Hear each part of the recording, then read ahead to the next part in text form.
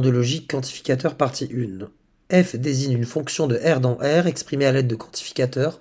Les phrases suivantes puis donner leur négation. F est la fonction nulle. On va d'abord l'écrire en bleu, la traduction mathématique de cette phrase. Donc F étant la fonction nulle, donc pour tout x appartenant à R, f de x, tout simplement, est égal à 0.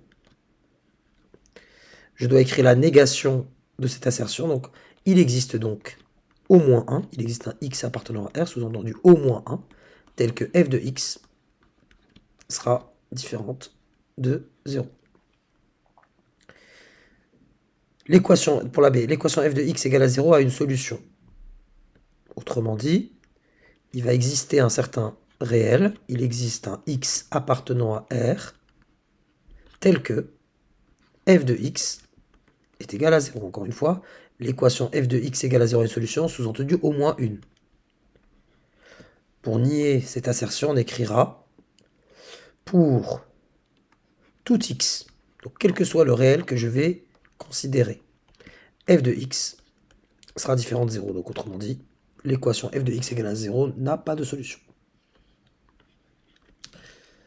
La C, l'équation f de x égale à 0 admet, ou plutôt a exactement une solution. Donc elle est unique la solution. Ainsi, il existe un unique, je mets ce symbole-là pour préciser qu'il est unique, l'existence unique d'un certain x appartenant à R, il est unique donc, tel que f de x égale à 0. Et pour nier cette assertion, il y a deux possibilités.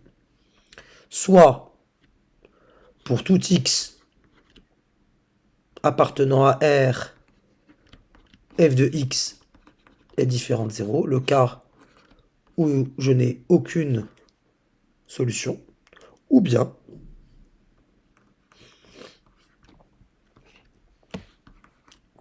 il existe un couple, au moins un, x prime,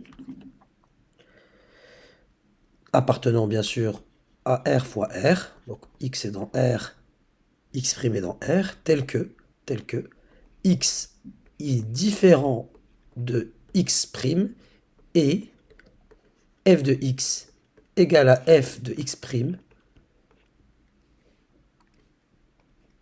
égale à 0. Je peux donner quelques explications. On me présente la phrase suivante. F de x égale à 0 admet exactement une solution. Pour nier cette assertion, deux possibilités s'offrent à moi. Soit, en fait, quel que soit le réel considéré, f de x égale à 0 n'a jamais de solution, ou bien, il existe au moins un couple de nombres de réels différents, tels que leurs deux images me donnent 0.